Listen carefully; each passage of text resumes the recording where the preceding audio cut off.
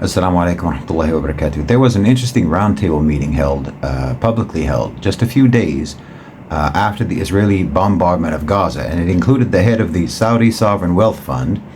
It included the CEO of BlackRock, Larry Fink, Ray Dalio, Jamie Dimon, and a few other controllers of global financialized capital.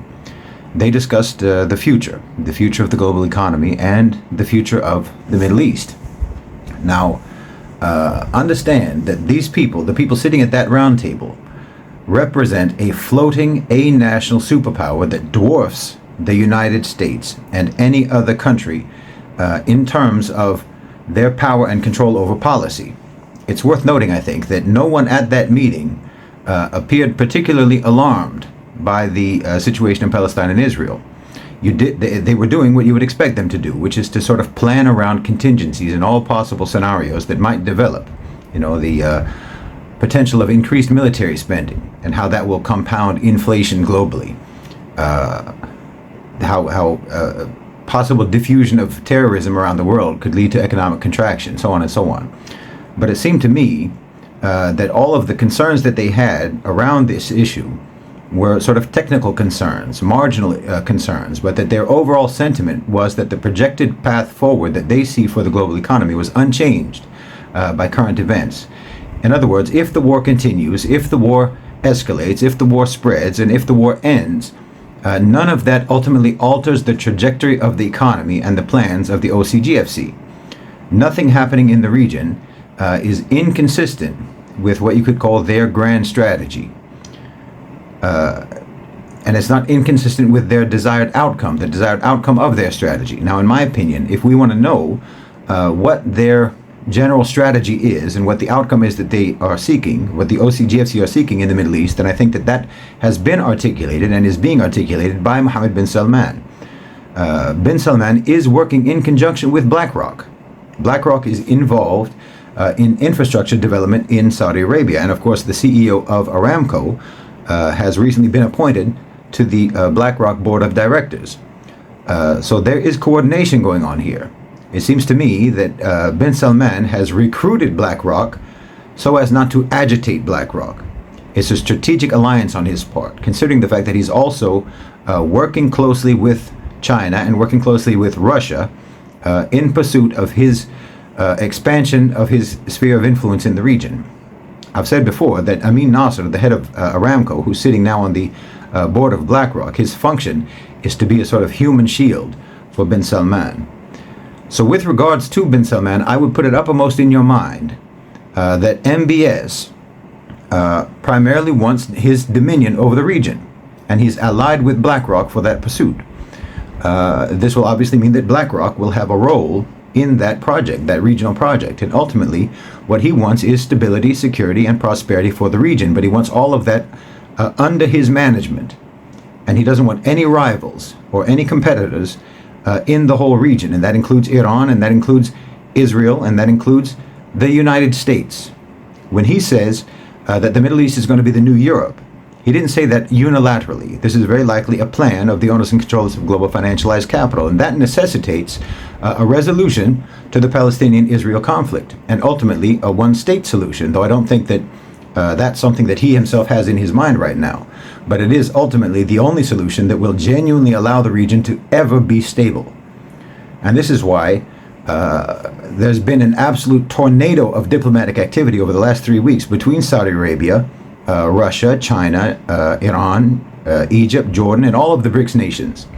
There's a coordinated effort to try to wrestle political control and diplomatic control over the Palestinian issue away from the Americans.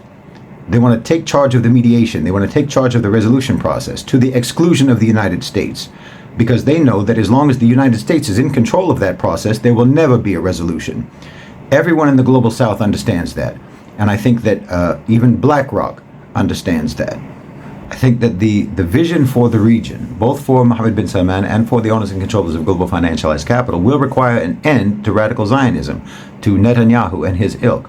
But I would also say that for Mohammed bin Salman, that vision also requires the destruction and the elimination of Hamas, because you can't have militant groups operating in your new Europe, even if they have exclusively become political parties like Sinn Féin, for example. Because Hamas would not reliably genuflect to the rule of bin Salman.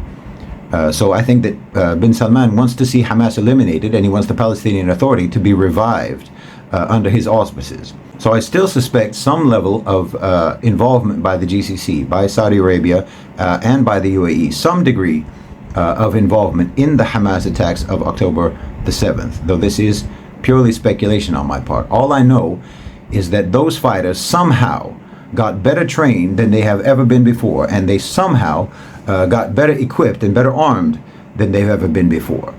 And somehow they have been able to execute operations with a level of efficiency and skill that resembles the militias that Saudi Arabia and the UAE have worked with in the past and are working with now, including Wagner. So yes, it's also not inconceivable that Russia has been involved from the beginning as well. I mean, Hamas officials just met in Moscow a few days ago, and they had meetings with Russian officials prior to the attack on October 7th, and they had meetings with bin Salman himself. But as I said, if bin Salman was involved in coordinating this in any way or had any involvement at all, then I think that his ultimate aim is to set Hamas up for destruction, because he wants to see them eliminated. There's only one way that this conflict can end, like all conflicts. The only way that it's going to end is with negotiations and the resumption of some sort of peace process. What bin Salman, what Russia, what China, and all of the BRICS nations want to see, and very likely what BlackRock wants to see, is for the negotiations to be conducted via an international conference, not through a U.S. brokered agreement. I think that they want the U.S. out of the equation. Now, whether the peace process gets underway soon, or whether it follows an escalation of the war or an expansion of the war, or even if it follows a war against Iran, I think that the owners and controllers of global financialized capital are prepared for all contingencies, which is why no one seemed particularly concerned about the exact way that this conflict is going to unfold at that roundtable meeting, because all the contingencies end up at the same place: a non-U.S. brokered peace process for a final settlement agreement on the Palestinian issue. You know, I've been saying for quite some time now that the transition to the global south that we're living through is going to be volatile. Nations are going to grapple with recalibrating their policies and their perspectives and their entire paradigm for how they approach the world. It's going to be an uneven and a rocky process. This is partly due to the fact that the dominant global power in the world is a covert power, the owners and controllers of global financialized capital, and their relationships with governments is discreet, it's opaque, and they're condescending towards states and politicians. I think they'll often communicate through hints, like, for example, and codes. Like, for example, Larry Fink of BlackRock likes to talk about how he cares about peace and the environment and so-called woke values and so on.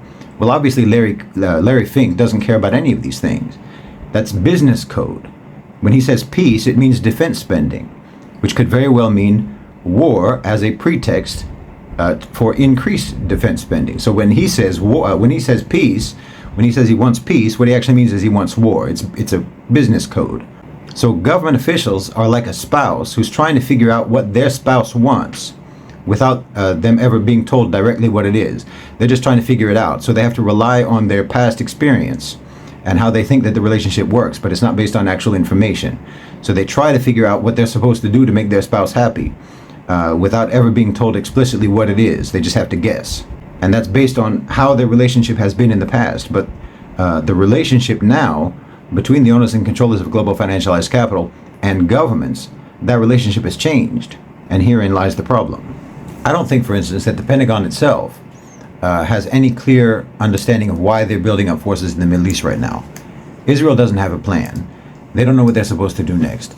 But everybody knows, Washington knows, that Iran has always been in their sights, has been in their sights for a long time. So everyone's wondering, is that what we're doing now? Is that what we're supposed to do now? Is that happening today? And I legitimately don't think that the Biden administration has an answer. They're operating on learned reflexes, embedded institutional reflexes, both Israel and Washington. They don't know what to do, if they're supposed to do a ground invasion or not. They don't know how far they're supposed to go. They don't know if they're supposed to continue with bombing, just carpet bombing, or if they're supposed to do hostage extraction. and they don't know what they're supposed to do if they're going to attack Iran. Are they just supposed to hit the nuclear sites? Are they supposed to do a regime change? Is it going to be an invasion and occupation? There's no clear objective, neither for Gaza, nor for Iran, nor for Lebanon, nor for Syria. And that's because, one, the United States and Israel have become terrible at diplomacy and communication. They're just operating on embedded reflexes without any understanding of where they are, or what the situation is, or what the conditions are that they're dealing with. And two, because the OCGFC are no longer communicating or coordinating exclusively with the US anymore, or exclusively with the West anymore. They're making plans with each other. And the Americans and the Israeli government are informed on a need-to-know basis. And this is why the United States has suddenly started talking about a long-term resolution to the Palestinian issue. When's the last time you heard them talk about that? But that's because they can see that control over the diplomatic process is slipping from their grasp. Russia, China, Saudi Arabia, and all of the BRICS nations have been united in calling for a lasting solution, and they blame the current conflict on the lack of a lasting solution to the Palestinian issue. Everyone voted for the Russian resolution calling for a ceasefire, including Saudi Arabia and including the UAE and even France. And nobody voted for the US resolution at the UN. And China, Russia, Saudi Arabia, and all the BRICS nations are calling for an international peace conference to address the Palestinian issue. And this reflects, in my opinion, the preference of the owners and controllers of global financialized capital. You know, there's a saying in the US that you dance with the one who brung you. Well, the US established the OCGFC. They built the OCGFC. They built private sector power. And they're the ones who brought them to the dance. But now they look around and see that the OCGFC are not dancing with the one who brung them. And they're afraid that they're going to get left standing alone at the party. Because the OCGFC, the owners and controllers of global financialized capital, don't like you like that anymore. So now, the danger is that America is going to act like someone's impotent ex, who is in a desperate and drunken stupor, and who thinks that the only way he can win his girl back is by smashing things and starting a brawl and getting dramatic. I've said it before, and I'll repeat it again now. The power and influence of the West, and specifically of the United States, is going to perish in the bombardment of Gaza. They're going to lose control of the Middle East, no matter whether they expand the war or not. No matter if they attack Iran or not, the end result is going to be failure and humiliation. And the whole world is going to walk away from them. Jazakumullahu khairan wa assalamu alaikum.